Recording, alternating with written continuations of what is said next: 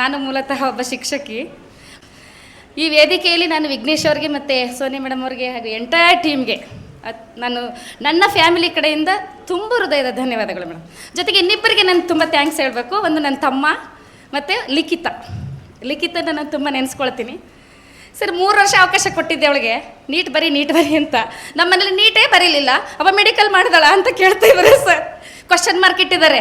ಇನ್ನು 6 ವರ್ಷ ಆದಮೇಲೆ ಕ್ವಶನ್ ಮಾರ್ಕ್ ಜಾಗದಲ್ಲಿ ಯಾವ ಚಿಹ್ನೆ ಬರಬೇಕು ಅಂತ ನಾನು ನಿಹಾರಿಕನಿಗೆ ಕೇಳ್ತಾ ಇದ್ದೀನಿ. ಯಾವ ಚಿಹ್ನೆ ಬರಬೇಕು? ಖಂಡಿತ ನಾನು ಡಾಕ್ಟ್ರಾಗೆ ಬರ್ತೀನಿ. 6 ವರ್ಷ ಚಿಹ್ನೆ ಯಾವ್ದಿರ್ಬೇಕಂತ? DR doctor. ಜೊತೆಗೆ ಅಲ್ಲಿ ಅದ್ಭುತ ಆಶ್ಚರ್ಯ ಸೂಚಕ ಚಿಹ್ನೆ ಇರಬೇಕಂತ ನಾನು ಬಯಸ್ತೀನಿ ಸರ್. ಎಲ್ಲ ತಂದೆ ತಾಯಿಗಳ ಕನಸು ಒಂದೇ. ಇಲ್ಲೆಲ್ಲರೂ ಕೂಡ ಎಷ್ಟು ಕಷ್ಟಪಟ್ಟಿದ್ದಾರೆ ಅದನ್ನು ನೆನೆಸ್ಕೊಳ್ಳಿ ಅಂತ ಹೇಳ್ತಾ, ಜೊತೆಗೆ ಇವರು ಒಂದು ಅಕಾಡೆಮಿ ಬಗ್ಗೆ ನನಗೆ ತುಂಬ ಟ್ರಸ್ಟ್ ಅನ್ನೋದು ತುಂಬ ಮುಖ್ಯ. ಇವತ್ತು ನಂಬಿಕೆ ಅನ್ನೋದಕ್ಕೆ ಬೆಲೆನೇ ಇಲ್ದಂಗೆ ಆಗ್ಬಿಟ್ಟಿದೆ. ಅದಕ್ಕೆ ತೂಕ ಜಾಸ್ತಿ ಆಗಿದೆ ನಂಬಿಕೆ ಇರೋದನ್ನ. ಅದನ್ನು ಅವ್ರು ಉಳಿಸ್ಕೊಂಡಿದ್ದಾರೆ. ಪ್ರತಿದಿನ ಫೋನ್ ಮಾಡಿದಾಗಲೂ ಡೀಟೇಲ್ಸ್ ಕೊಟ್ಟಿದ್ದಾರೆ ಸರ್.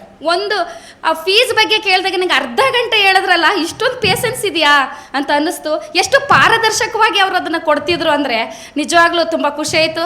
ಆಮೇಲೆ ನನಗೆ ಅದು ನಂಬಿಕೆ ಬಂತು. ಯಾಕೆಂದರೆ ಫಾರಿನಲ್ಲಿ ಡಾಕ್ಟರ್ ಮಾಡಿಸೋದು ಅಷ್ಟು ಸುಲಭನೇ ಅಲ್ಲ. ದುಡ್ಡಿರ್ಬೋದು ಸರ್, ನಮ್ಮ ಹತ್ರ ತುಂಬ ದುಡ್ಡಿರುತ್ತೆ, ಒಂದೊಂದು ಸಲ ನಾಲೆಡ್ಜ್ ಇರುತ್ತೆ, ನಾವೆಲ್ಲರೂ ಸೋಷಿಯಲ್ ಮೀಡಿಯಾನ ಫಾಲೋ ಮಾಡ್ತೀವಲ್ವಾ. ಆದರೆ ಗೈಡೆನ್ಸ್ ಇಲ್ಲದೆ ಮಾತ್ರ ಏನೂ ಮಾಡೋಕ್ಕಾಗಲ್ಲ ಸರ್. ಎಷ್ಟೇ ದುಡ್ಡಿದ್ರೂ ನನಗೆ ಹೋಗೋ ದಾರಿ ಗೊತ್ತಿರಬೇಕು. ಕರೆಕ್ಟಾಗಿ ನಾನು ರೀಚ್ ಆಗಿದ್ದೀನಿ ಅಂತ ಅದನ್ನೇ ಹೇಳ್ತಾ ಇರ್ತೀನಿ. 3 ವರ್ಷದಿಂದ ರೂಮಲ್ಲಿ ಕೂತಿದ್ಲು ಓದ್ತಾ.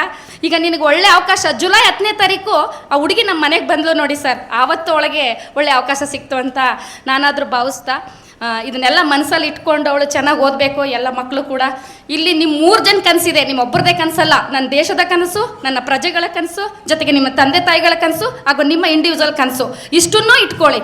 ಆವಾಗ ಮಾತ್ರ ನಾವು ಸಕ್ಸಸ್ ಮಾಡಲಿಕ್ಕೆ ಸಾಧ್ಯ ಅಂತ ಹೇಳ್ತಾ ನನಗೆ ಅವಕಾಶ ಕೊಟ್ಟಿದ್ದಕ್ಕೆ ಧನ್ಯವಾದ. Good evening all.